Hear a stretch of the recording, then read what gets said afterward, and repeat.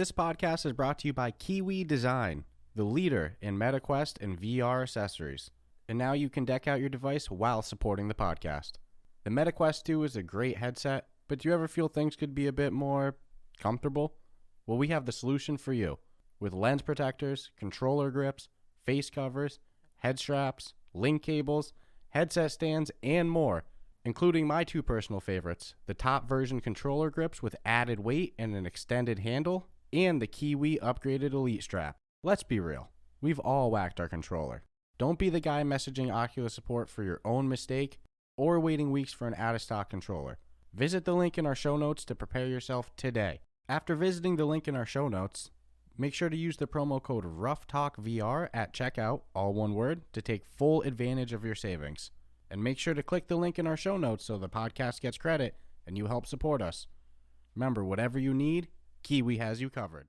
Hey, welcome to this episode of Ruff Talk VR. We have one that I'm so excited for. Yeah, been building up in our own heads on this one. Yeah, interviews are always fun for us. Oftentimes, though, we interview community managers, developers, solo devs.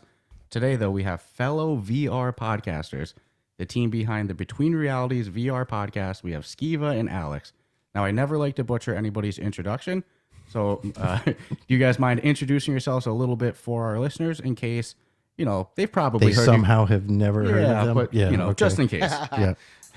What, you mean you don't know us already, people? Come on, it's ridiculous. Oh, hey, everybody. I'm Alex.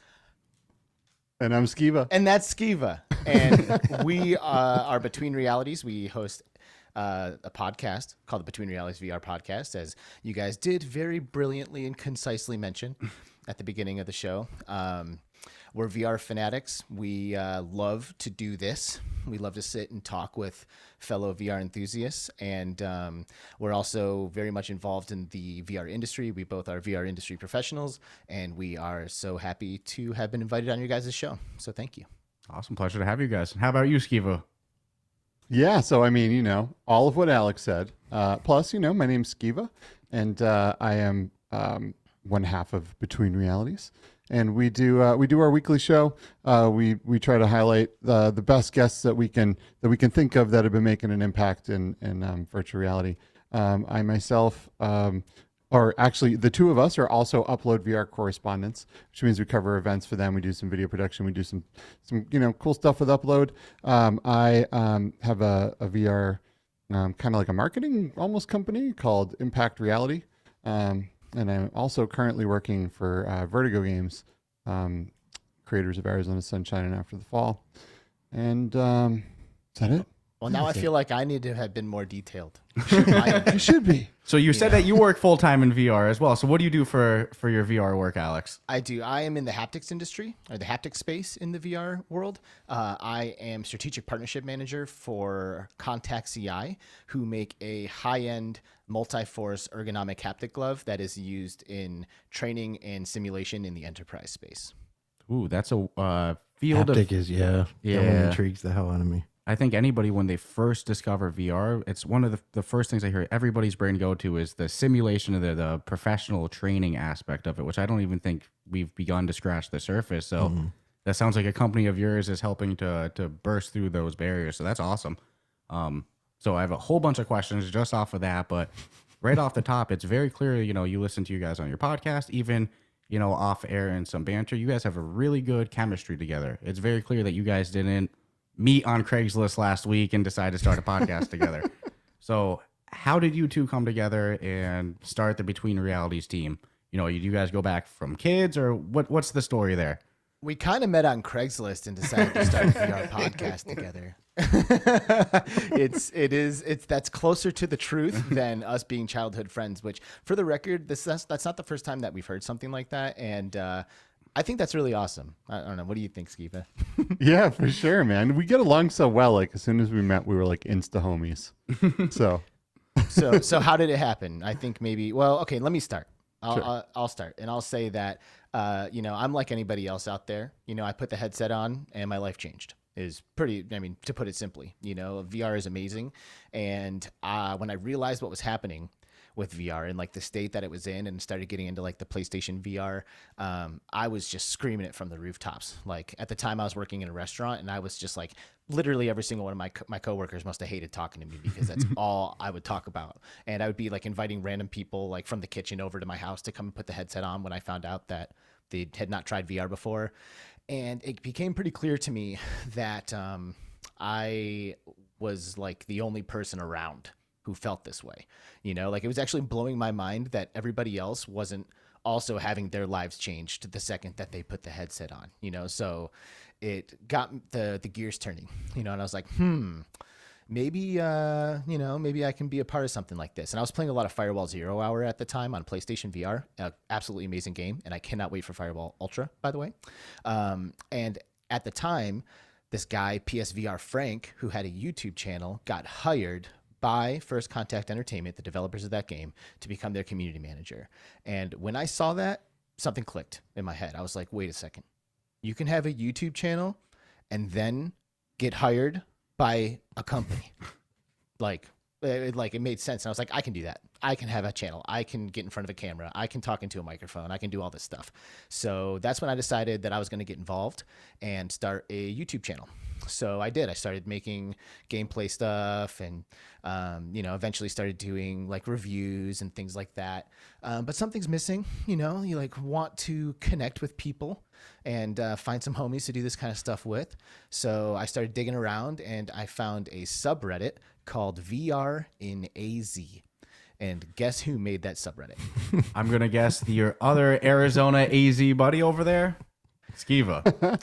I think you should take it from here, Skeeva. Yeah, man. So I made that subreddit because when the then Oculus Quest came out, I saw all of this potential for all of this real world meetup to play some really cool games like we have now, like Space Pirate Arena, where you can like run around and shoot each other, and if you have a big enough space, right? I figured this would almost become the norm, right? Where people connected to also play VR, because that's one of the things that VR originally was missing, was that connectivity with other people. So I was like, okay, I'm going to start this subreddit. I'm gonna do some get-togethers with people, and we're gonna make some fun VR stuff happen. Right when I did that, COVID hit. But right before the world shut down, I did one quick event, right? And it was at a location-based VR place. And I put some feelers out there, and really the only person that showed up besides a couple of my personal friends was Alex. And so we played, we had a blast. We just became friends, you know. We started coming over and we started messing with everything, you know, all of our VR equipment. And you know, I had PC VR at the time, and we just started going hard at it, you know. And then later on, I couldn't think about anything but VR anymore. It just like engulfed my life and my thoughts, and eventually I left my career, which was, you know, 30-something years in IT, because I had to do something in VR. There was no other choice. So I just jumped ship and did what I could, you know. And so we met like probably like a little over 3 years ago, like 3.5 years ago. And, you know, I had already had my channel, right, when I had met Skeeva. And, you know, we hung out a few times. And at this point, I was like starting to kick around the idea of like going to events like OC6 I saw on the horizon coming up. And I was like, dude, Oculus Connect 6, like this really seems like if I'm trying to make content, get my name out there and be a part of this, that would probably be a good idea to go to it. And I made plans to go to that before Skeeva and I ever really collaborated on anything. And when I went to OC6, I was just like sending back pictures and videos to Skeeva, and he's like, dude, holy crap, you're hanging out with Mike from Virtual Reality Oasis? Like, oh my gosh. Like, and at the time, I was actually not even really a fan of like VR YouTube. I just did it like on my own. I wasn't like, other than like watching Frank get hired, I didn't really watch Frank's content. I wasn't really like in the chats or doing anything like that. So Skeeva was actually the one that like introduced me to a lot of the current channels in the space and like what people were doing and all of that. And once I came back from OC6, he's like, dude, if you ever need some help, I would be down.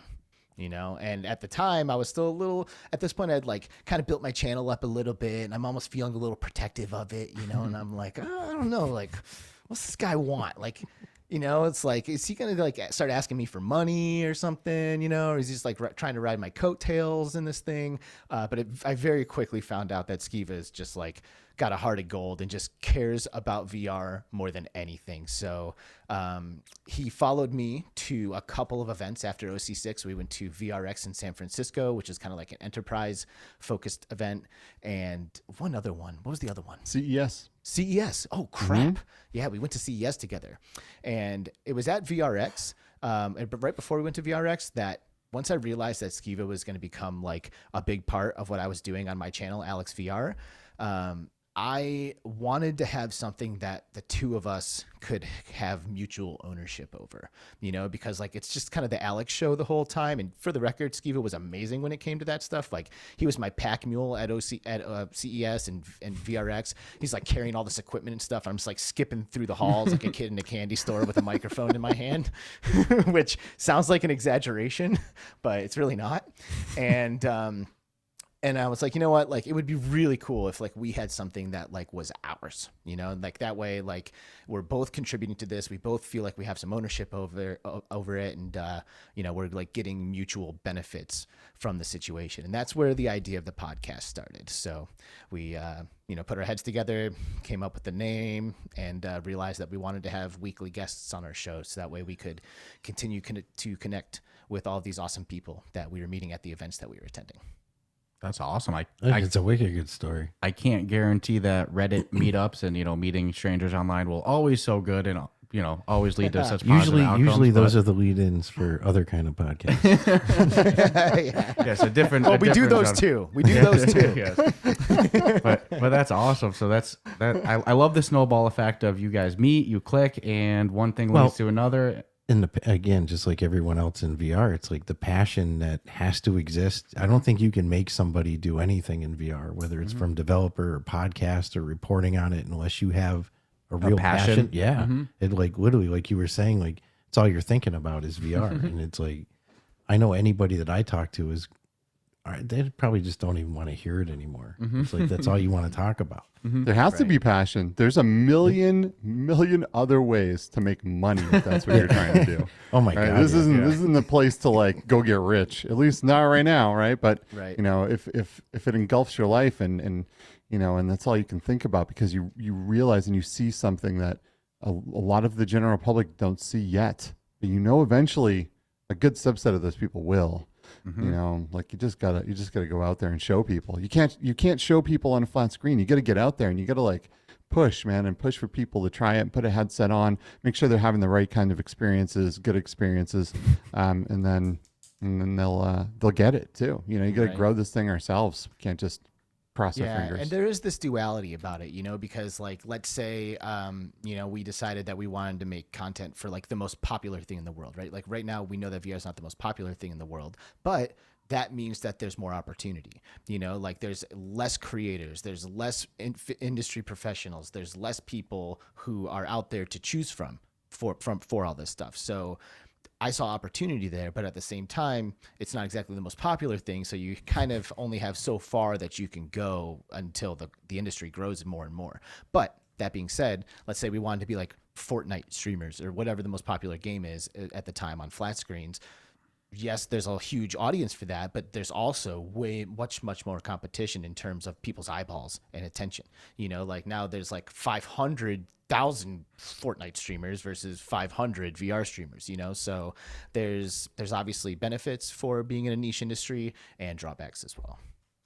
No, agreed. 100%. Again, I think again, though, it's all going to come back to that passion, because if you had to force yourself to do even think of just an interview, it's going to be real obvious real quick to every listener out there that like you just don't really give a shit. But you can hear the passion, and you guys interview guests too. You get people on, and you see their face light up. They start talking a million miles an hour. It's like, well, everything's exciting too. I mean, to me, it's like anything new that happens, it's literally exciting. It's brand new. It's like, you tell me there's a touch glove that'll let you feel better than they've ever had before. It's like, yeah, I want in on all of it. It's like, I spend more time being jealous in VR than in some cases. So something I'm dying to know too. It's like everybody who's at sticks around in VR. Chances are they had that wow moment where you try out a headset.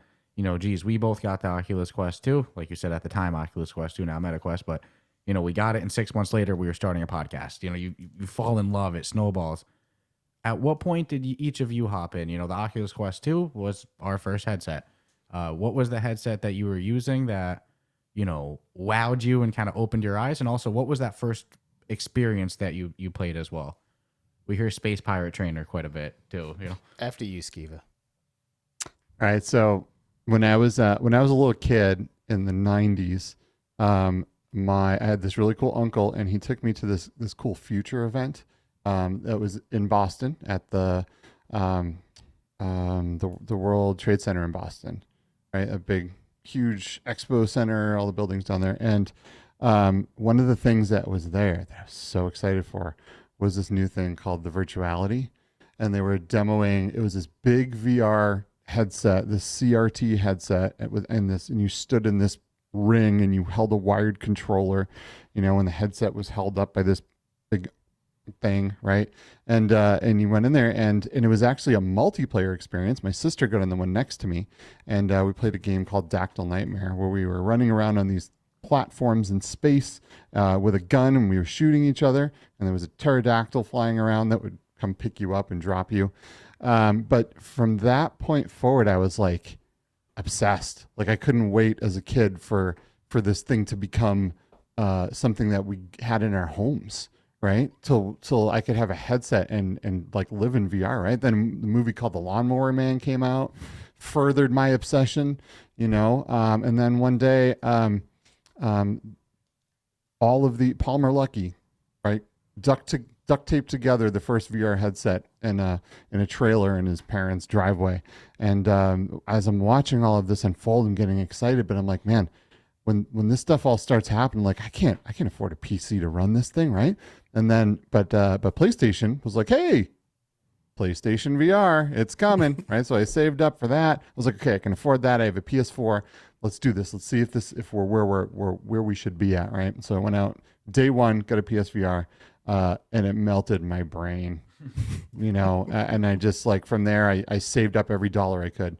I bought a PC and an Oculus Rift, and I just lived in VR from that point on. Nice. Yeah, my story's a little different. My interest in VR actually kind of got started through the Nintendo Wii, believe it or not.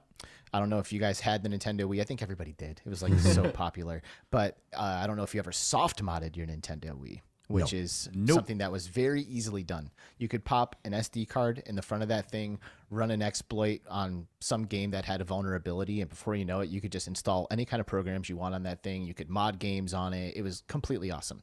And I spent a lot of time messing around on that. So as a result, I was on YouTube, like looking at what people are doing with their Wiis and, what's possible. And I saw a video of someone who had like reversed the sensor bar and the controllers to create the effect of head tracking on their TV screen, where like they're moving their head around and these targets on the TV screen are moving like they're in 3D. And I was like, yo, that like clicked in my head what it would be like, because at the time, if you're playing a first-person shooter, really any first-person shooter, even today on a flat screen, your weapon is like attached to your chin, So if I want to like look around a corner, for all intents and purposes, you have to stick your head out around a corner to do that. But like realizing that head tracking and hands were going to be separate one day, like got me thinking about being able to like blind fire around corners and stuff like that. And that kind of started to get me excited about what eventually would be VR. I saw like the early videos of Mark Zuckerberg messing around with VR and talking about like social platforms in the future, and seeing a video of people sitting in VR together talking. And that got me super, super excited. And then I ended up getting a PlayStation VR demo at a Best Buy, and nobody was in line, so I was able to just like do one thing, like, okay, cool, can I do another one please? And they're like, yeah, go ahead. And I'm like, sweet. And I like ran through the demo disc that they had there. And at the time that was like really, really intriguing, but it hadn't quite gotten me over the edge yet. You know, like it was enough for me to go home and tell my wife, like, hey, girlfriend at the time, you know, hey, this VR thing is pretty sweet. I think it might be legit. But I really wanted to know what it would be like in multiplayer. Like that was the thing that was kind of holding me back. So I actually bought some time at a VR arcade. And when I went there, I was like, yo, put me in a multiplayer game. I don't care what it is. And they're like, are you sure? Like we have some really cool stuff. And the only multiplayer thing we have is like low poly graphics. It's not that cool. And I'm like, I don't care. Put me in there. And it was Rec Room. And I ended up getting loaded into Rec Room. And as I like loaded into the rec center, like the box popped in front of me. And I'm like, yo, okay, whoa, this is crazy. You know, I'm like in 6th DOF VR with like 2 controllers in my hands now. And I like reach over, rip the box open, and like all the vibrations and the haptics in the controller are like on the zipper. And I was like, wow, reached out, grabbed the shirt, put it on me. I was like, no way, it actually puts it on me. It totally puts it on me. I'm like, holy crap. And the whole time there was this like little girl who was there in avatar form watching me in VR in Rec Room, and she goes for the high five like this. And I reached out, high fived her, felt the high five in my hand, and that was it. Like that was the moment when I was like, holy shit, VR is amazing. I just high fived someone across space and time. Like, what year is it? Like, now we're living in the future. And eventually got my hands on a PlayStation VR, and to this day, one of my most impactful VR moments is Super Hot VR. They've since removed some of what I experienced in that game. I don't know if you guys got to play Super Hot VR before that happened, but have you played Super Hot VR? Tell me you have. A bit, but I know exactly what you're referring to. They removed the offing yourself, right? They did. But luckily for me, which, hey, you put a gun in my hand in VR. That's what I'm doing the first thing. I'm being honest. Like, you got to test my limits here. But you know, I'm playing Super Hot, and it's kind of creepy. It's kind of ominous. It's all white and black and red. And I get to the scene where it says, "Show your dedication," and all there is a gun on the table.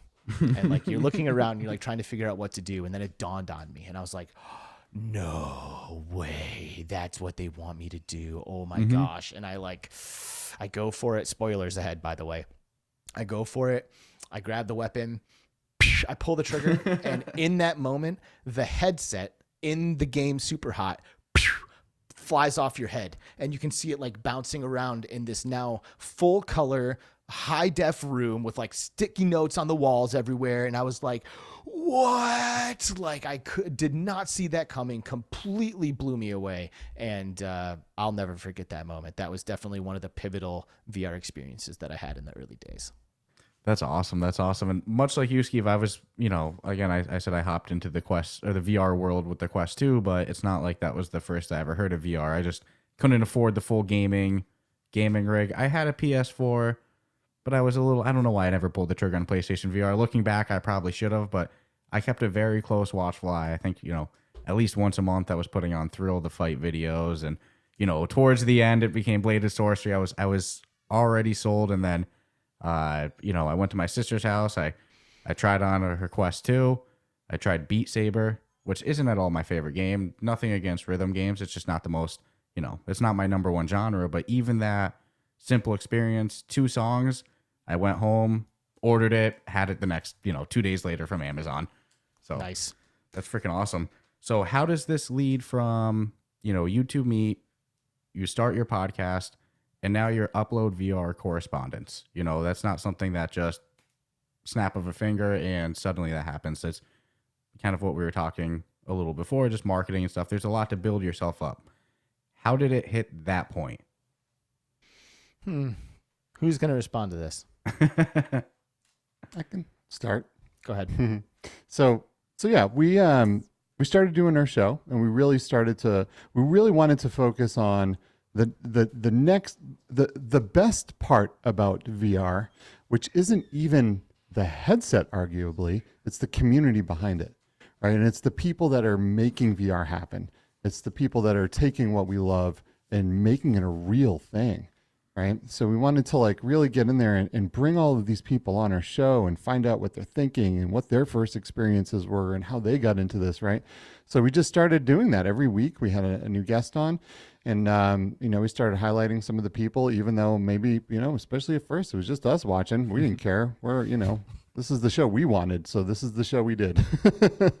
And then we just kept going to these events, and there was a lull in the events because of COVID, right? Unfortunately, but that was the thing. We wanted to get out there, and we just wanted to know all these people, just genuinely because we love this technology and we love the people that were creating it. So we went to every event, we shook every hand we possibly could, we went to every after party, and we got to know as many people as we could. And then through all of this time, some of the people we eventually met were upload people, right? We hung out with them, and they kind of got to see through some events that we planned the type of community that we were starting to pull together as well, and really being able to like connect people together and make put people in the same rooms together that might not ever be, right? And that can sometimes spawn new projects and new things happening. But I think they just saw a good thing. We have a decent show. I love our show. It doesn't have 1 million subscribers or anything, but I think it's pretty good. We're not doing like gameplay and stuff, not often at least, but we're kind of digging into the industry and what's happening, and then making connections and going to events. And I think they saw just a benefit there of kind of associating with us and as well us with them. I was a huge Upload fanboy. And then, I'm sitting there at a table with David Heaney eating dinner one day in Las Vegas at CES. And I put my phone down and I had an Upload pop socket on my phone. And he looks over and he's like, "It's an Upload pop socket?" I'm like, "Oh man, you bagged me. I'm such a fanboy." But I don't know. So we just kept doing what we were doing, and I guess they saw something in that and saw some value in that. And that's just kind of how that. Yeah, it pretty much is from last CES, right? Heaney was there. We made contact with him. We showed him a great time, and like it was his first time in the United States. And I feel like he felt like he almost had a home when he met us. He's like, okay, cool. Like these guys are gonna take care of me. Like it's all good. Whatever. And we just made an authentic connection. And like that's really what it's all about. Like being authentic is one of the most important aspects of our approach. Like we really try not to pull any punches. Like if you ever meet us in real life, which I'm assuming we will at some point, you guys, you won't be surprised by anything that you see or hear. Like we really just try to keep it real and form real, actual, authentic relationships with the people who are on our show and the people who are in the space who we manage to meet when we go to these events. So that's what happened. And that was last year at CES. And a couple of weeks later, we got a message. It's not like we're like applying for it or anything like that. Like we just got hit up. Kyle Riesenbeck, the operations manager over there at Upload VR, he was like, "Yo, I want to talk to you guys." And we got on a call and he's like, "Yo, we are thinking about starting this correspondence program. We want some people who are doing amazing things that we think we could help give a boost and help push forward a little bit. And we want you guys to be the first ones to see if this is a real program that we can pull off." So after we calmed down a little bit, we graciously accepted. And it's been a year now that we've been doing that with Upload. Since then, we've gone to a couple events, GDC, AWE, and did video coverage for them. And, they share our content on Upload VR on the front page. And it's been a pretty awesome little partnership. It's like very relaxed. There's like not like a ton of pressure on either side to accomplish any amount of stuff. We just help each other when we can. That's awesome. I think it's definitely a great partnership for sure. I mean, Upload is, I'd say, very legit. Is if we're going down the be authentic route. So at least you've aligned yourself or been able to position yourself with a. Yeah, I think for VR news, I mean, really the two biggest are you got Upload VR and Road to VR. So I mean, you guys are with the top dogs there. That's awesome. And good things come to good people. It's like you weren't out there, like you said, begging for it. It came naturally. Just and it's not. I think it comes to that authenticity too, where it's not a sham. It's not a scam. There's no, I'm trying to get rich overnight here or anything. Yeah, like you said, wrong industry. Yeah, this is not the space you want to be in. It's not that type of environment. Although you said that there wouldn't be any surprises if we meet. I have heard that Skeeva's pretty tall, so that could be a pretty big surprise. But other than that, Well, you're not surprised. You already heard it. You are yeah, forewarned. already know. yeah. Surprise, yeah. But nonetheless, so awesome. Congrats for the gig at Upload VR. I'm glad it's gone well for the past year. But you guys referenced in the start, you do a little bit on the professional side of VR as well. Alex with the haptics company, Skeeva, you said you work at, I believe it was called Impact XR, a marketing company, and Vertigo. Impact Reality. Impact Reality. Sorry about that. And so both those things sound fascinating. Besides the with the marketing and Vertigo, and then haptics as well. Mm-hmm. Do each of you maybe one at a time want to tell us a little bit more about your other side of things as well? Because that sounds fascinating. Sure. I'll go first here. So, we were talking about looking for opportunity through making authentic connections. And that is kind of how I managed to get into the haptics world. That first CES that we went to, we went by the B Haptics booth, and I was able to connect with Jen, who's the director of business development at B Haptics. And, at the time I was still making videos for Alex VR. So I was like, yo, this is awesome. I'm going to make some videos about this. I'm going to post an interview that we did, but, blah, blah, blah. And we just kind of stayed in touch via email for a little while. And her sister at the time was the community manager for Mirage Soft, which is the Korean VR developers that make real VR fishing. And I was like, dude, your sister has like my dream job. I would love to be a community manager for a VR company. And she's like, huh, really? Well, I'll see what we can do. So I was like, holy crap. Okay, this is great. And negotiated a little gig with B Haptics, and I worked for B Haptics for 2 years. Remotely, of course, right? And did a lot of like their videos, a lot of the social media stuff, and like manage like social media management on like Discord. And I did a lot of like haptic design where I would use the tools that B Haptics created to develop what the haptic integrations felt like. So I would play the game and think to myself like, okay, this needs pistol recoil, shotgun recoil, and SMG recoil.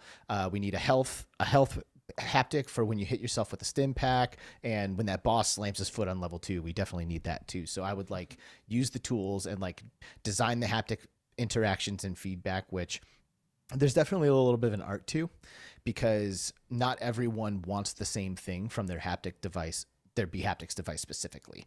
Like there's a lot of people who want to use their directional damage information strategically. So like if you're getting shot from behind, for example, you want all other haptic interactions gone, so that way you can feel when that incoming damage is happening and like react faster.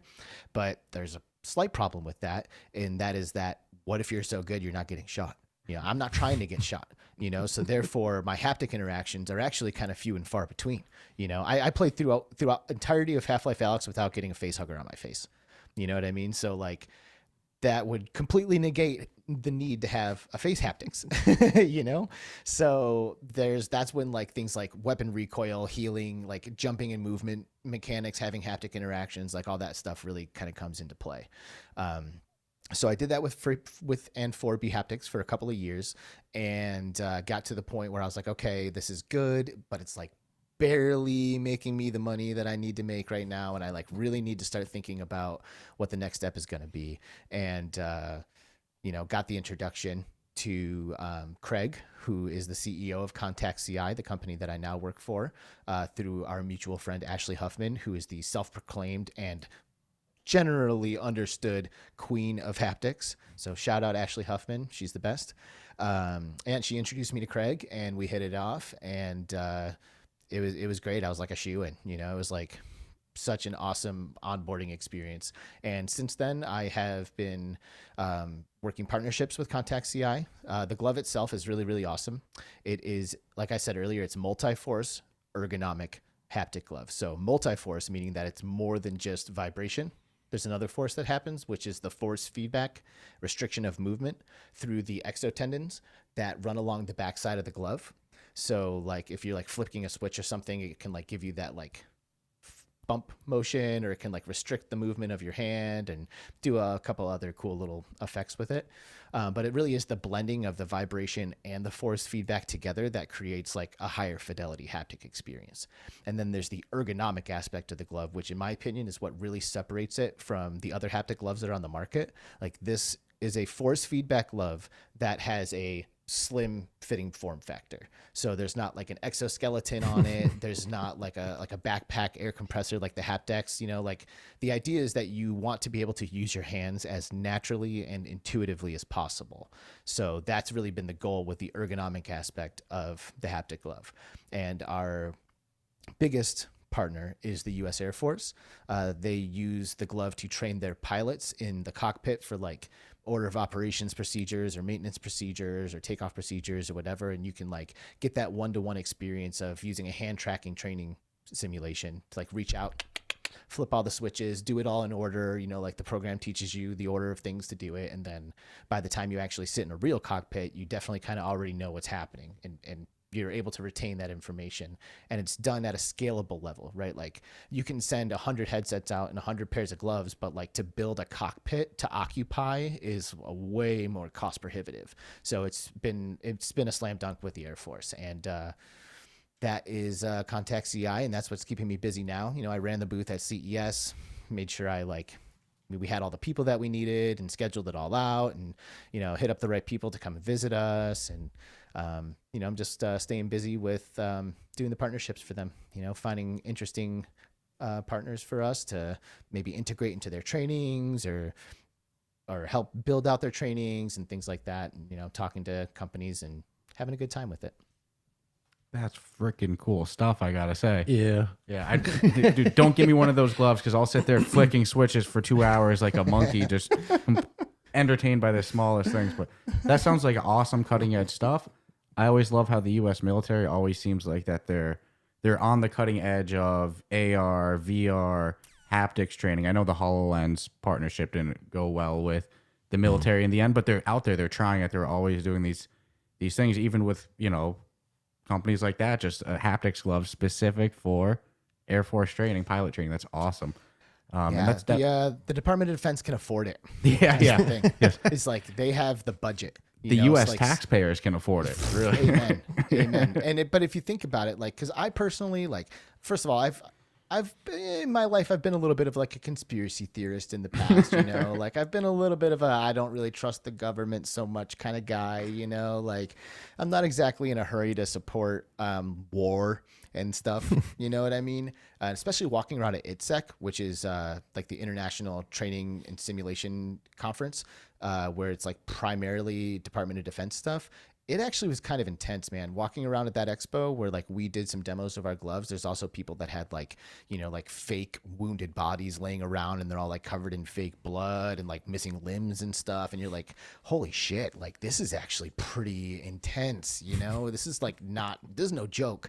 And, you know, kind of like the way I see it, it's like anything that can better train and prepare our brothers and sisters and dads and uncles and mothers, like all these people who are signing up to go do this. Like I would never sign up for the military, but maybe my cousin would, or my brother would, or my dad did, or whatever, you know, and anything that we can do to use this technology to better prepare our loved ones for what they have willingly chosen to go and do, in my opinion, is a worthwhile and valiant endeavor, you know? So I think military technology, for better or worse, has always, in the history of the United States, at least, it works in the end. It subsidizes the development of technology. We are absolutely. here. We are here today because of most of it. Yeah. So, but my brain always goes, you know, if the military, I don't know if either of you ever read old book, you know, classic 1984, very short read, maybe not the most exciting read with Orwell's writing style, but nonetheless, they have something in the book called Room 101, which is like a spoiler alert. If you want to read the book, stop listening now. But there's like a torture room that they throw the main character in, and it's explained as like the room is based upon your worst fears. So if it's spiders, it's going to be a bunch of spiders on you, whatever your worst fear is. And on a terrible side of torture, it's like VR and haptics could absolutely accomplish that. If you knew somebody's worst fears, you could design a program with haptics that focused in on that. Whew, that's the other side of things. Yeah. other wouldn't side, even and know. you're falling through the air. You can feel the wind blowing on you. Whatever. That's your worst fear. Ooh. It's good to see Well- that's how you would use the technology, though. I'm not saying that's how I would use the technology. All I'm saying is it's a book I read when I was 12, and it's the I'm first going to thing. blame the school system on that one. I don't think we're far away from something even more powerful, because when you start to see that that these headsets are and the accessories are collecting biometric data, like very powerful and important biometric data, like subconscious biometric data, like it's learning things based on like your eye twitches and dilations that you're not registering at a conscious level, and you mix that with procedurally generated content, like an AI that can build a program based on the biometric data that's being fed to it. It will know when you're bored. It will know when you're scared. It will know what you need to accomplish the goal of the program and feed it to you. So we won't even have to design them. Like once the AIs and the biometrics get blended like that, like they'll be like, okay, let's give this guy a hilarious experience. And whatever it is that'll be hilarious to you, like it'll peel away the layers from the biometric subconscious data that's pulling in to get you to that point. So If he laughs, don't show it again. If he twitches, blast it out. exactly. Oof. Yeah. So on that note, how about you, Skeeva, with with Impact Reality and Vertigo, who's, by the way, one of the best developers and publishers in the world of VR. After the fall, love it. You know, anything that has the Vertigo Games name on it. They're the OGs. Mm-hmm. Yeah. I want to Yeah, say, they're pretty awesome. I think they won our first year's Developer of the Year award. This year went to Resolution, but 2022 was a loaded year. It's Resolution's phenomenal. Yeah, They're so and good too. I love And- resolution games. Vertigo It's was some actually great in studios. they were still a nominee too. It's always neck and neck, you know, Shell Games, Vertigo, Resolution. Those are the AAA studios in our little niche of VR, in my opinion. So do you want to tell us a little bit more about your roles there? Yeah, sure, absolutely. So, you know, I left owning a business in IT to come work in VR and do whatever I could to make VR the thing, you know, that happens. So I came out and I started working for Cyber Shoes. I was a huge fan of Cyber Shoes. I love what they were doing. I love that it was a way that I didn't mind getting exercise while playing video games. Right. So I did that for a little bit. They, you know, they just needed some part-time help, and I helped them while I was kind of looking for what I was going to do in VR. And then I started talking to Vertigo, and I started talking to them through their arcades division called Springboard VR. I think location-based VR is really important. It's really powerful if it's done correctly. And, you know, there's some location-based VR that's a poison out there, right? That it offers terrible 3-off garbage experiences that make people hate VR. But then there's some that have very impactful, amazing experiences that you can't get at home, that really sell VR and really put it, you know, really, it could be your very first experience, and you're going to go home and you're going to buy a headset, right? And that's super powerful. So I started talking to Springboard about doing stuff with them. And, you know, I know tech stuff really well. I know VR really well. So it was a good match. I started doing support for location-based VR with them. And then I started kind of branching out. So I was there for about a year after the fall was released. And I kind of watched that be developed, you know, throughout its development life cycle there. And it was really, really cool to watch. And, you know, I'm like, wow, I wonder if this game's going to like be able to stack up to Arizona Sunshine, right? And then it came out and it became my favorite game. Like not just my favorite like VR game, but one of my favorite games, period. And I have like over 500 hours in that game right now. And it's, I just love it. I love it so much. So I like started doing community management with them as well, and helping with the United States side of the community management, while the other side of the world is asleep, right? Because they're based in the Netherlands.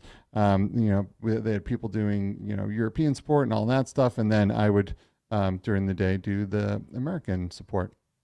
So I did that with some community management. And then I also started getting into helping their publishing team go out and find new titles to publish and bring to VR as well. And then, you know, during that whole thing, you know, just during my adventures in VR, I just, you know, in talking to everyone and, you know, doing the Between Realities VR podcast and going to all of these expos, it just started knowing a lot of people, and just, you know, people started asking me questions and, you know, needing help with marketing and this and that and the other thing. So eventually I started a company called Impact Reality with Eric Masher of QTC VR Gamer and Jasmine of VR with Jasmine, who also worked at Oculus and worked to help design certain features of the MetaQuest Pro.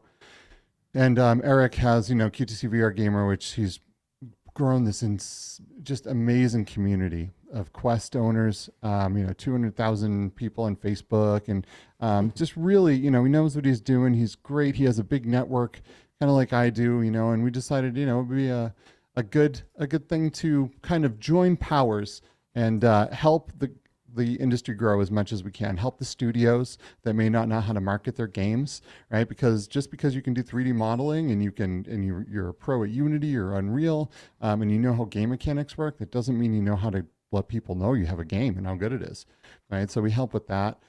We help get games on other platforms and other headsets.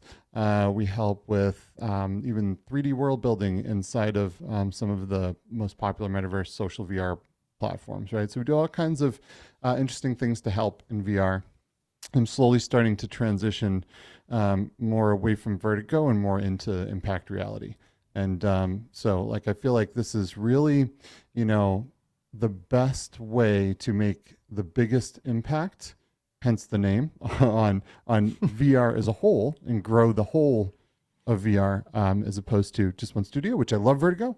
They are my favorite. They make my favorite game. But I want VR to succeed, and I want to do everything I can to make that happen. So it's kind of my journey in a nutshell. Yeah. And I know you probably said it, but how long ago did you guys start the company? I'm sorry if I missed that. We actually started Impact in November, I want to say, of 2022. So it's pretty new. Nice. Congratulations. That's awesome. You know what, though? Thanks. It's the one area of VR that, we've personally said it. There's so many developers that, and God bless them for what they do, because they're really taking it on by themselves. But no community manager. They're shooting themselves in the foot for the long term, because they're just not getting to those levels that we've seen other developers who go, you know what? We knew how to make games, but we need somebody to market it. We need a community manager to really stay active on social media. We knew what was going to take to get to the store, and we just did it. We just kept pushing. So that to me is a wicked viable market. Well, you see it with, sorry, I was going to say, you see it with developers who they're only on their favorite social media versus the need to be on all. It astonished me the amount of. I'll say developers should develop and let other people market. Yeah, and handle 100%. The other aspects, and then it's a win for everybody, including the consumer. Because we've seen developers get in fights with people on social media over their dumb stuff. It's you're not even supposed to be reading that. Just should be somebody else on the team, not the guy actually making it who's so invested. Yes. And there's a bunch of companies I see, individual games and studios as well, that don't even have an Instagram page, or they're missing a TikTok page, which I get it.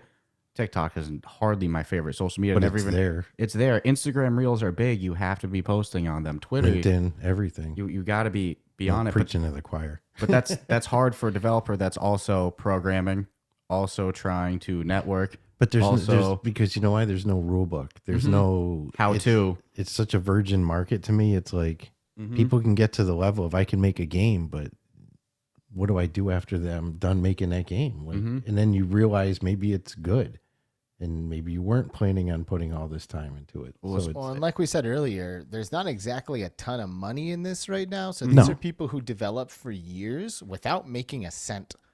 So I think a big part of it too is can they afford help? Are they at the point where they can actually pay someone to do that job and do it well? And it's kind of like a chicken and the egg scenario, right? Because Which you comes have first, to have it. Yeah, you have to have the marketing to get the money, but you need money to hire someone to do the marketing. So VR developers are in a tough spot. Yeah. No, it's definitely a real issue. And I'm not going to argue against curation. I can see the need for it. You go browse the Steam VR section, and it looks like a bunch of questionable hentai porn and stuff like that. I can see the need for curation. But then on the other side, it is a hard market to get into if you don't have any networking going on. You don't know anybody in the industry, and then you get plopped onto App Lab, and you go, what now? Yeah, it's on you. That's a huge problem, because if you are developing a game right now for VR And there's one platform to make money on, to make real money on, and that's the MetaQuest store, right? If you're not on there, then you might as well not made a game to begin with, right? Because it's the only way you're going to get paid. You're going to pay your people, and everything's going to be worth it. So you don't know. They don't tell you what's wrong with your game, why they haven't brought it in. If you don't know people, you're not going to end up there unless they just happen to see your game and it catches someone's eye. And they have a good reason to put it on there. They're just not going to. So it's hard. You have two restaurants that open right next to each other, right? Both have the same exact quality food, right? But one knows how to market and one doesn't. Maybe they don't have the budget. Maybe they're holding on. They didn't come in with any money to begin with, right? That restaurant's going to fail. It's nothing against their food. It's all good. One marketed and one doesn't. If you make an incredible New York Times selling book and you get it all printed, you put it in a binder and you put it in a desk drawer and you close it and you don't tell anybody about it, guess what? No one's going to buy it. They don't even know it's there. Right? So you got to get out there and you got to find ways and interesting ways and low cost ways to get the message out there and to get in front of your audience or it's a lost cause. It's not a big audience. You have to be able to target it. It's so dispersed throughout all of these different communities and different, you got little kids to people that have never played games before, that are older, that are just now figuring out that some of this stuff is awesome, and they don't know where to go and look and find what's good and what's not. So it's an interesting game and interesting problems to solve for some of these devs. But I love that analogy because it's true that while it's just an analogy, but this isn't an issue that's exclusive to the VR industry. Restaurants deal with this, dude. Gyms deal with this. Good marketing has saved companies that should have bellied up years ago, but they've slugged through because they've got just good ad campaigns. Or then you look at a company like one of our sponsors, Manscaped. There's no shortage of razor products and men's grooming products, but they kill it in the marketing. Yeah, they figured it out. And it's I'm big in the industry of Brazilian Jiu-Jitsu. I work at a gym. I've been working at a gym since I was 18. I've been training since I was 13. And there's something you'll see in all martial arts, but a lot in jiu-jitsu too, where somebody will dedicate their whole life to being a high-level competitor. They can be the best person in their weight class in the world for several years in a row. They go to open up a gym. They don't want to partner with anybody because why would you want to give any percentage of you're the world champion, right? But all you've done your whole life is train in the same way a developer might have just worked, developed. And then they go to open up a gym and they have no idea how to run a business or market. And they're the best in the world and they have 5 students and they close down. In the same way a developer might have the best game that's ever been made in VR. Just troll down the store section in App Lab. Yeah, you'll see amazing titles. Many gems. And that it's you really got to market your product. I mean, yeah, at a certain point, your product has to be good, but it doesn't matter how good it is. Because it's not the full. No, that's not the full pie. I think we've come far enough in VR too, where it's okay, everyone knows now. It's there's no secret. You're not going to get your handheld. They're not going to market for you. You really have to be driving if you want to be taken serious and have a serious. But I'm just liking that there's actually companies now specific to a VR platform that can go, look, we need help. We need to. The free market wins again. There's a need. Yeah, the companies pop up. No, but this one's it's pretty valuable. Yeah, again, you can have 1,000 games, but only the ones that are going to be out there, self-marketing really extensively, or hopefully some really good grassroots. Yo, if there's a developer listening to this right now that's I need impact reality, Skeeva, what do they do to get in touch with that? Yeah, absolutely. So you can go to impactrealityxr.com. You can email me, Skeeva, at impactrealityxr.com. You can hit us up on Twitter at impactrealityxr. A lot of different ways. We're on LinkedIn. We're on Facebook. We're everywhere. So hit me up any way you want. Ping me on, DM me on Twitter at Skeeva. However you want. Get a hold of me. We'll figure something out. We want to help, and we want to do so in a way that isn't going to make developers broke, because a lot of people, like Alex said, they've been developing for years. They've made no money. They're just trying to put food on their table and keep, pay their mortgage or their rent. So it's hard, and it's hard to find ways to do it without breaking the bank, but we can help. So hit me up. That's awesome. No, I would encourage any developer, at least a lot of the ones we've spoken to, other than, you know, the bigger studios. It's like that's just the one area that, you know, you made a great product. You talk about it great, but you need someone else really pushing it. Where's the time come from to do it? And there's something so sweet about seeing a game turn the corner and go from App Lab to the official store, and then a month later has top rated, absolutely crush it. You know, top selling, and which we've seen so much with Deism, with all of these ones that go from the App Lab store, they kill it on the official store. So it's not that the product's good; it just needs that little bit of extra. I think the marketing and seems like good publishers are becoming a. Yeah, you're starting to really see. Publishers huge. Yeah, Totally. you need Fast a good Travel publisher. has scooped up a couple of these. You know, there's Guardians, which in my opinion is one of the best games. Super good, and no one knows about it. And then the other one, which I guess, you know, because it's been in active development, but still it's available to play, and not everybody plays it and talks about it, is Everslot. Everslot and Guardians are both completely awesome, and I think Fast Travel is going to get them over the line. I do. We've got the inside joke that if you want a game to go, just get Fast Travel because they're onto something. They're get on the store Fast Travel, you know. Yeah, Vertigo has an awesome publishing team. You know, whatever they put out there really usually does well. Click Games, another fantastic publisher.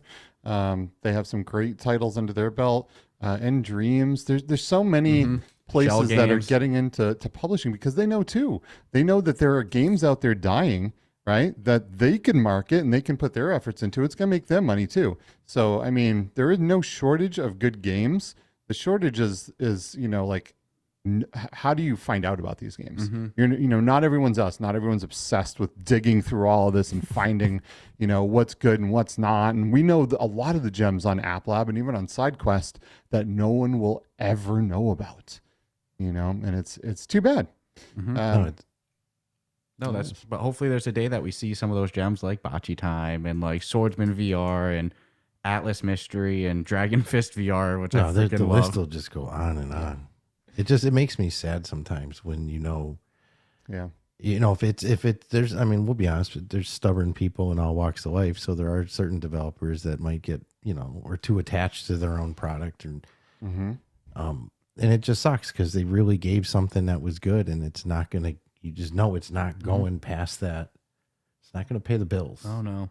But we all hope one day it can. But not to change topics a little bit, something that I want, because we're talking about publishing and stuff, and you know, for the time being until Impact Reality blows up even more, you're still at Vertigo. I think Vertigo just published Pathcraft, right?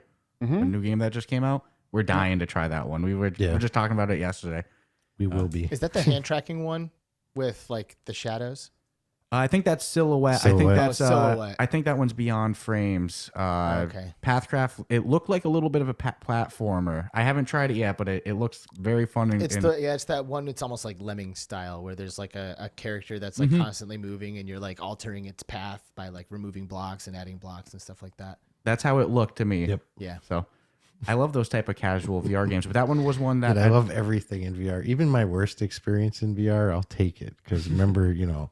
My background is Pong. I go from Pong to Atari to Coleco to Sega to fucking every PlayStation we've ever gotten and Nintendo. And it's like, now we're at VR. I thought I would, I mean, I'll say it. I thought I'd be dead before it would just never happen in my lifetime. My brain could accept it. Like, I know it's possible. I know I just someday want to be part of it. And then bam. And here you are. Yeah, doing in my Ruff Talk lifetime. VR. You got a podcast and everything.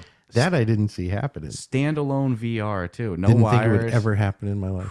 I figured the best I was going to get was either fat, expensive PC that I have to keep upgrading, or hey, the Xbox is really good graphically this year, but I would never get the feeling that I've been able to experience. So I'm jealous for kids like being born today, where VR is going to be the total norm in your life. Like, not a new mom, dad technology. have one. They carry it around. They go travel with it. They have them in schools. It's just nuts, man. I have an 8-year-old little girl, and the majority of her life she's known VR. ever since her first memory, VR has been in her life. I was able. So it was a fantasy for us until we're adults, and these kids are coming out the womb with it ready. They don't even know any different. Yeah, though. it's just a game. It's normal. Dude, it's blowing my mind. And we're using like ancient technology right now. Like it's blowing our minds, but it's actually ancient technology because time is going to keep on cruising. You know what I mean? And I mean, that's a whole different discussion, right? But like we actually like scratch at the surface of philosophical discussions on our podcast pretty regularly because like, think about like photos of you guys when you're babies. Like a young kid or like maybe a home video or something like that. The thing when I see old footage, old photos, all that stuff, the thing that stands out to me more than anything is the technology that's in the room. You see like this like rotary phone hanging on the wall or like a massive TV that's just like the size of a, like a moving box or whatever, like there's just all of this ancient tech everywhere. And within our lifetimes, we have watched it separate so far from those initial versions of us, baby versions or infant versions or childhood versions or whatever.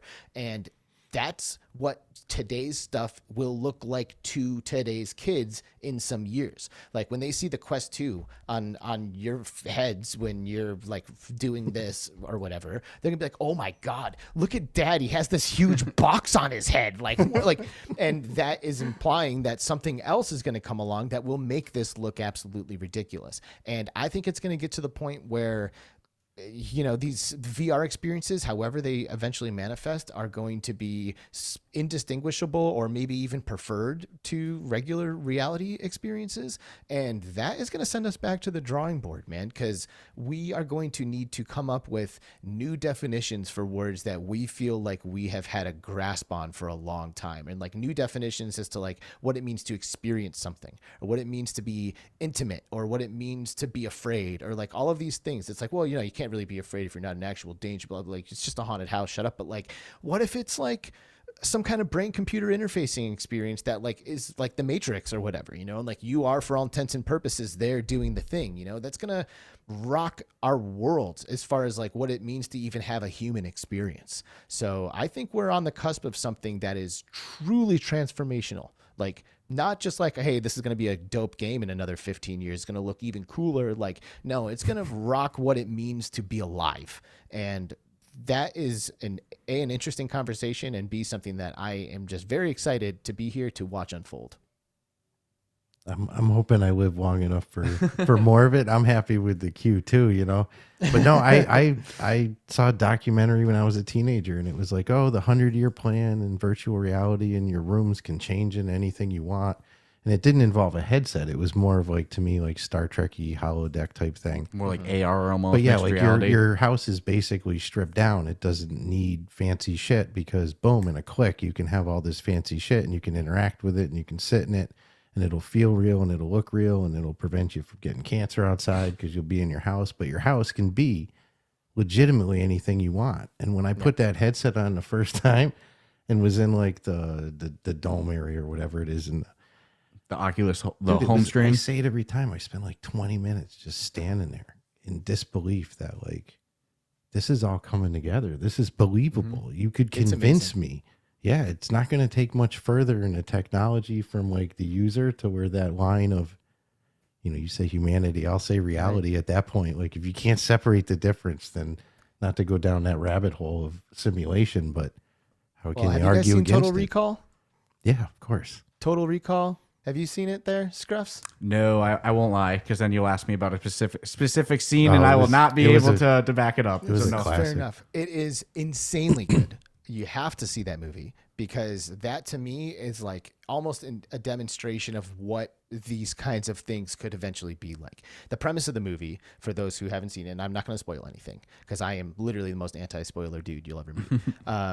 The premise of the movie is that you can pay for a memory of an experience. So rather than like go to Mars, which is what Arnold Schwarzenegger wants to do in the movies, you can go to this place called Recall and they give you 2 weeks of memories of going to Mars. It's like, yeah, you come here, we just give you the experience and you don't have to go there. You just have it. You just like put it in there and then you remember the whole thing. And for all intents and purposes, as far as you're concerned, you did it.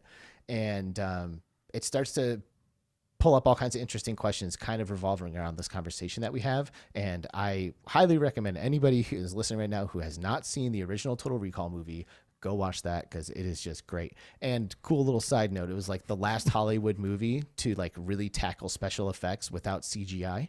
So everything is like the most advanced versions of like claymation and like stop motion stuff that really ever happened before they all kind of pivoted and switched to all the computer graphics stuff. So. And it was written by Philip K. Dick, who is one of the first people I've ever seen talk about simulation theory as we kind of know it today, right? The idea has been around since the dawn of time, but he really, I think, nailed it before anything ever happened with like the Matrix or anything like that, right? So phenomenal writer, great movie. Yeah, definitely go check it out. That's definitely a good movie. Mm-hmm. It's old school, so you know I saw it. Mm-hmm. But no, I remember when that movie came out, it was like, and you talk about the effects, and at the time, they weren't bad effects. They were like freaking amazing. Everything in the, to watch it now, you could probably easily judge like, oh yeah, that's pretty cheesy looking, or that's rubber. That's a rubber suit. But no, for the time so and good. conceptually, the story is freaking amazing though. It is. Yeah, I love it. I'm going to watch it ASAP. Now I'm just thinking about it. Gets me excited. Isn't there a remake? Yeah. That's why he emphasized the original. The original, yeah. Yeah, The OG. there's like a couple of good scenes, but as a whole, it does not hold a candle to the OG movie. Mm-hmm. No, that's awesome. So, a couple more questions. I always joke, we passed over an hour. I always joke I pickle up at an hour, but I got a couple more I'm dying to ask. You two are just like us, people who play tons of VR games. Not just Just like the majority of the dedicated VR community, I'll say. So for you two, what are some of your favorite VR games? If somebody said, Alex, Skeeva, top 5 or top 3, whatever. It doesn't have to be a specific number. Sorry about that. But what are some of your favorite games? I'll start. I love Beat Saber.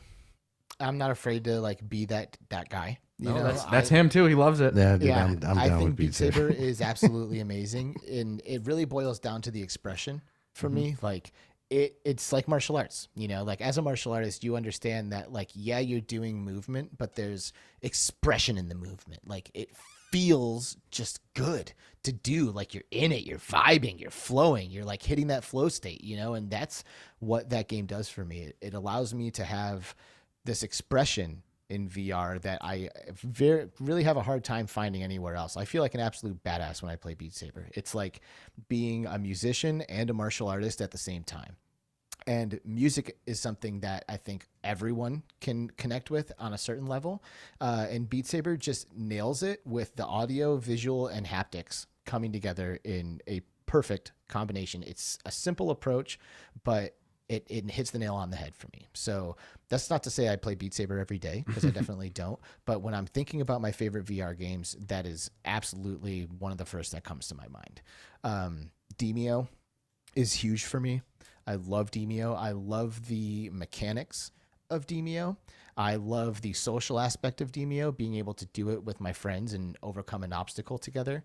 And I love that it's a seated experience. I don't do too many seated VR experiences, so it's nice just to be able to like sit and relax and play a game, So Demio is huge for me. The other thing that I really love about Demio that differs from like MMORPGs, which is also a genre of game that I just love. I've always loved MMOs. It's different because like, let's say we're all in a group in an MMORPG like World of Warcraft. We're all like on a rotation, like spamming our abilities as hard as possible, trying to maximize our DPS or whatever it is. And let's say you do something amazing, like an ad comes rushing in and you like, boom, crowd control it, drop it in 2 crits, and then like save the day. No one saw that. Like you are the only person who knows that happened, and no one's giving you credit for saving the day in that moment. But Demio like slows down that action and allows everyone to like celebrate every single moment or like relish in the terribleness of the thing that just happened, like you missed something huge. It's like, no, like the whole team kind of crumbles together. So it allows people to like have those moments of like triumph and victory where all 4 of you or 3 of you, however many playing, really get to share that. And I think there's something special about that. So Demio and Beat Saber are huge for me. After the Fall is huge for me. I love that game so much. It's mainly on PC though, if I'm being honest. Like the Quest standalone version is good, but it's not amazing like the PC VR version is. And I guess that kind of speaks to the power that like having convincing visuals really can make, because I'm not sure that I would feel like I do about After the Fall if I only played it in the standalone version. Because the PC upgrade in visuals is ridiculously noticeable. The lighting is so much better. There's like shine on all the blood that's flying off all the zombies, snowbreed, whatever you want to call them. And just the fact that you can do that with friends and just have like dozens and dozens and dozens of snowbreed just pouring in over the walls, like that, it's a feeling that I definitely can't get in any other game. So if I had to keep it to a top 3, it would probably be Beat Saber and Demio and After the Fall, unless there's one that I love, Skeeva, that I didn't mention. I did hear you mention Guardians earlier, and I can talk crap about Beat Saber saying, oh, it's not my favorite, but it sold me a headset. I had a headset less than 7 days later in my house, so it's clearly a great freaking game. Yeah, I mean, Guardians is great, but it's definitely not a top game. It's still a little janky. I mean, I'm sure they've been coming a long way with the development of it, but when I played it, it was still pretty janky and needed some work to get to that like level of polish. Yep. So, me next? You're next. So I'm going to say there is one that stands higher than I don't know that anything will ever get to, at least not for a very, very long time. And that is Neos. So for me, I've always imagined something since maybe like the book Snow Crash, or where they talk about where they first really started to conceptualize the metaverse. Then you have, movies like Ready Player One, and I should really say the book Ready Player One, because that was phenomenal, right? Where they have this amazing vision of what the future is going to be like, where people can get together, and maybe life isn't grand, but you can go in there and make anything happen. You can do anything, be anything you want. And that is literally Neos. Neos is your full imagination, completely realized, that you can see. It's something that you go into. At first, you might pop in and go, oh, it's VR chat. But it's not. It is not. You can do anything. If there's something that you can think of and you want to spend a little bit of time, you can make it happen. Literally anything. I have not seen a thing that someone has thought of that was not accomplishable inside of Neos. It is the coolest thing, and everything is done in game. You don't have to, like with VR chat, you got to leave, you got to load up Unity, you got to do some stuff, put it in. Oh, that doesn't look right. Let's go back out, re-upload it with the API, the thing, right? No. Everyone gets together. Everyone starts zapping things, open inspector windows, throwing drivers on things, adding trails, animating things, like all without leaving VR. And everyone can do it together. And some of the most amazing, mind-blowing things I've ever seen in my life have been in Neos. Like some of my most insane technology memories all have been in Neos. And I can't say enough amazing things about it. It is by far, in my opinion, the best thing VR has to offer. It is amazing. It is. It's absolutely incredible. And it's such an amazing social experience, right? To be able to go in there and be with friends and create together and explore together. It is the best thing that there is for me, hands down. I guess the next one will probably be After the Fall.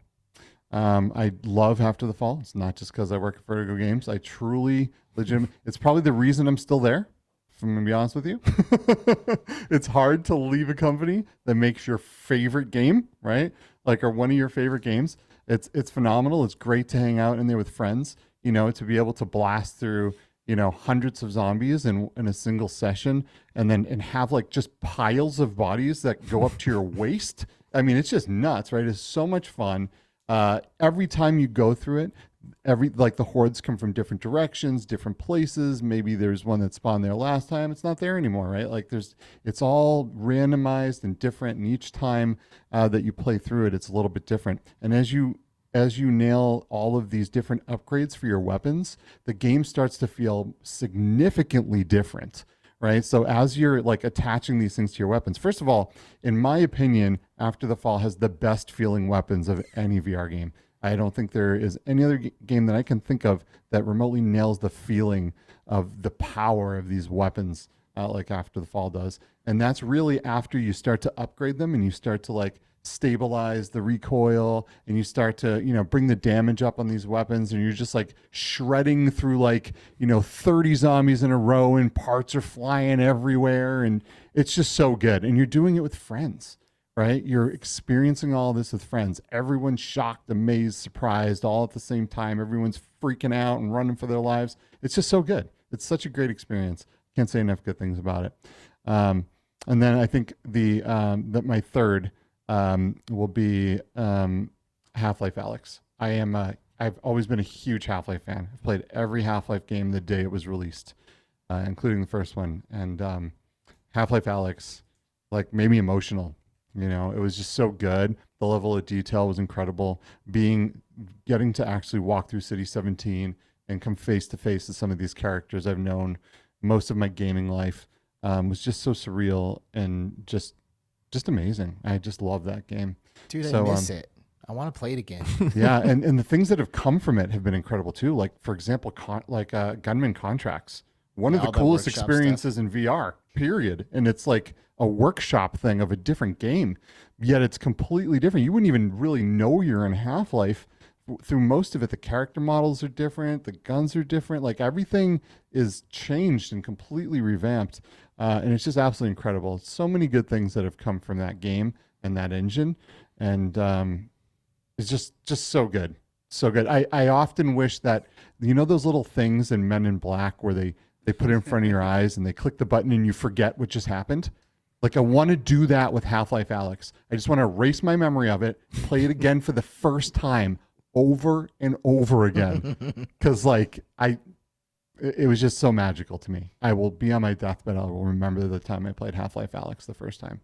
That's freaking awesome. I've heard nothing, nobody comes in saying bad things about Half-Life Alex, but Neos is something you don't hear people talk about enough. But I think I saw you, a couple months ago, posting you and a couple other people working on a Mario Kart level. Yeah. Is that correct? Yeah. Yeah. Me and my friend Z-Storm and Tribe Grey Wolf and some other people, we love Mario Kart. And it's one of the things that we want to see most in VR. It's a legitimate Mario Kart. And no one's really nailed it. There's cool games like Dash Dash World that's really good, super fun, right? But no one's nailed Mario Kart, right? So we started porting everything in. We started pulling in maps from the games, and they don't just work well, right? You gotta cut things and do tricks and things in Blender, right? And then you can pull everything in there, skin things, make it look great, animate it, get the create the mechanics of the carts, all of those things, and we just had a blast. We brought in maybe 12.5 different levels. When you load into this, you wait a minute for it to load up, but then every map insta-loads as soon as you walk through its portal. We made it so you're brought into the Mario 64 castle, and every one of the doors in the castle brings you to a different console of Mario Kart maps, right? And it's super cool. And, we grinded pretty hard on it for a minute, and we got a good chunk into making this game pretty legit. And then we just kind of just life, right? Me and Z, we just have all these different projects, and work's always on us, and we got things to do, right? So it's kind of slowed down a little bit, but eventually we will finish it. And even right now, it's an incredible experience. So if you guys want to hop in there, let me know. We'll do some races. As a Mario Kart fan, I'm definitely excited for that, and I think that just speaks to the potential that you talk about with world builders, specifically like Neos. But there's nothing else like Neos. It is amazing. So I got one more question. I could have more if I dug deep. Easy, about what do you guys do in your free time and yeah. But nonetheless, one more question that's itching at me, and then I'll pass it to Stratus to see if he has any others. We're going to be going to PAX East this upcoming March. I think I was asking. I don't think you guys will be going this year, but you referenced it earlier in the episode. You're at CES. What was that, last month now? Jeez, or earlier this month. Time goes so fast. So bad. Yeah, I had green envy of seeing everybody, having a great time there. So overall, how was the experience at CES? So for me, it was different than other CESs because this is the first CES that I went to where I was responsible for the execution of a booth. So, I had to make sure I was working basically the whole time, running the booth. I think I had a few hours on one of the days that I was able to get away and go and do a demo or two and visit some friends who were at different booths and stuff. But for the most part, I spent the majority of my time at CES talking about the Contact CI Maestro EP, which is the newest haptic glove product that we announced at CES this year. Haptics grow quickly. There's always iterations happening. And it was like an opportunity for us to show off what we had been working on at Contact CI. So it was definitely like exciting and, something that I really wanted to be on hands for, to make sure that like we were doing everything to the best of our ability. And, we have a team of 10 and our entire team was at CES.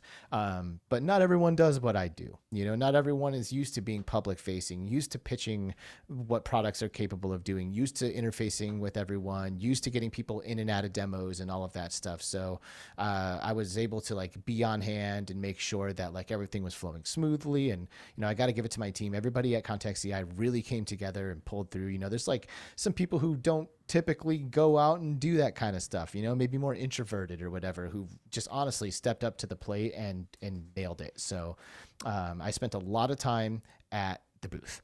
So that was the main majority of my experience. Of course, we definitely had our opportunities after the booth, after the hall closed, to get out and like do our social stuff, attend the events and attend a couple of parties. And I'll let Skeeva talk about the party that we put together.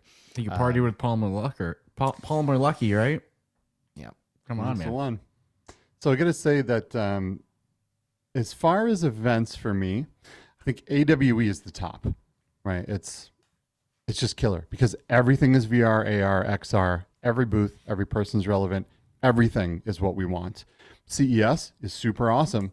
And in a much more generalized form, there's all of the newest VR stuff, but there's also the newest of everything, right? It's so big and so grand that it just completely drains you of everything. It takes a long time to recover from it, right? You have the Las Vegas Convention Center, which is absolutely massive. If you want to go from one hall to the other, you got to go outside, get in a Tesla, drive through a boring tunnel for a while to get to the next hall, to then walk around for hours to see the things you want to see, right? So and then you need to go over to like the Venetian, which is like a 5-10 minute drive away, and then there's like 7 stories of convention center in there, right? So it's like, and then there's the area that has area, however you pronounce it, that has a bunch of the talks. Then there's the Wynn that has all the private meeting rooms. It's absolutely the most massive convention you've ever seen, and it just wears you out. Getting from one appointment to the next, you might be like, okay, well, this hour I'm going to Pimax, and this hour I'm going to HTC. But if you don't give yourself enough time, you're screwed. Like, you might have to leave and get in a car and go to a bus and then walk a half an hour to get to the thing you need to get to. It is absolutely massive. It's really cool. You can see everything from robotics to the newest in cars and artificial intelligence. So it's really awesome, and it has some amazing things.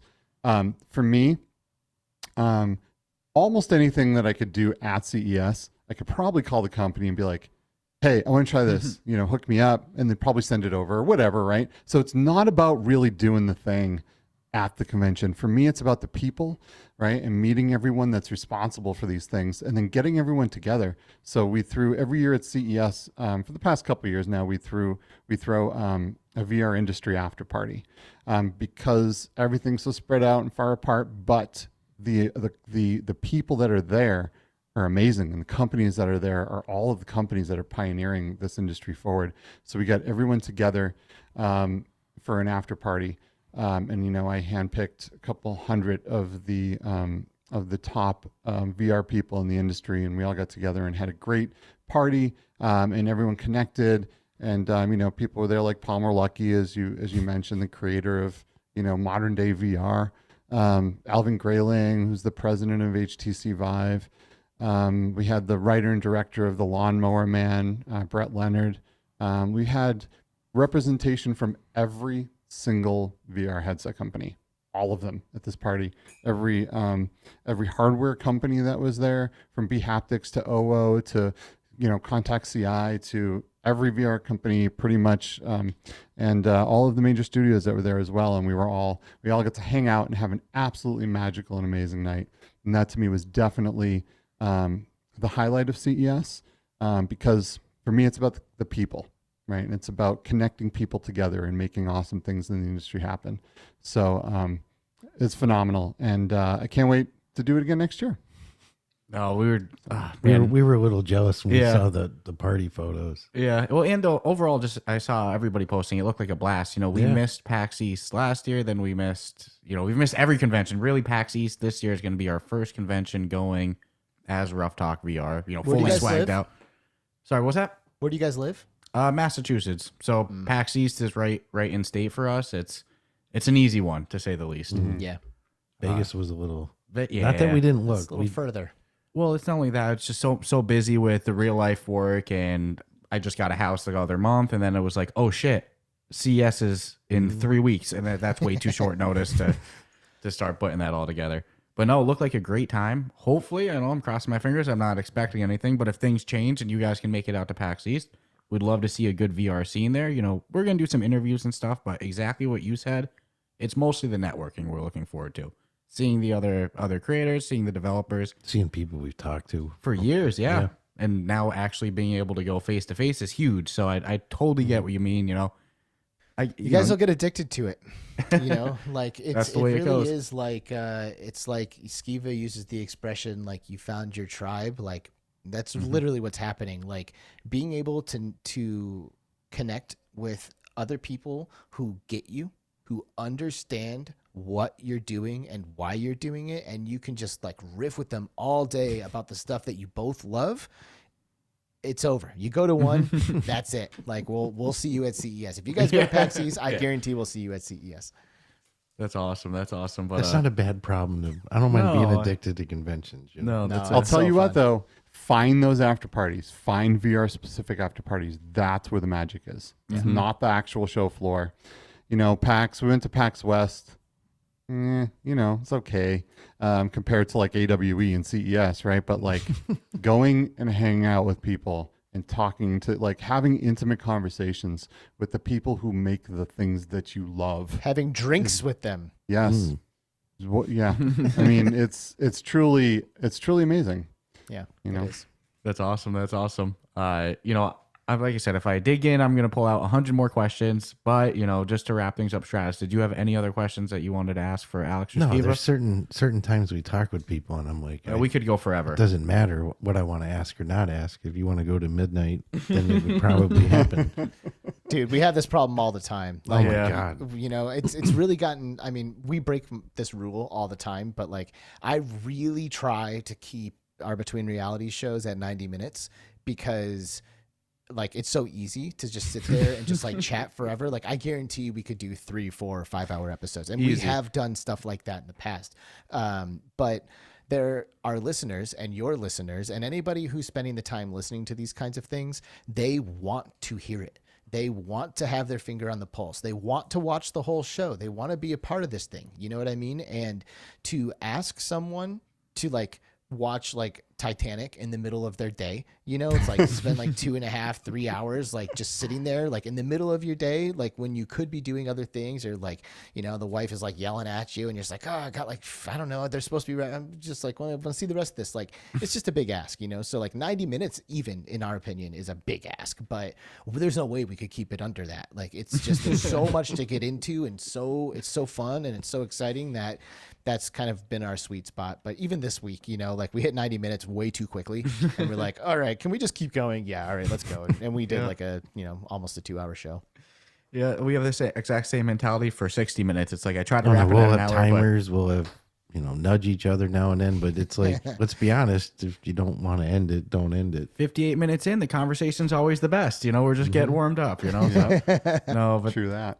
that was a blast to have you guys on, Yeah, I'd love to have them on again. Yeah, absolutely. And then hopefully, Anytime, guys. Anytime. hopefully we can see you guys at a convention or something. Hopefully we're making our way out to Vegas for CES next year. Going Vegas, baby. Go to AWE.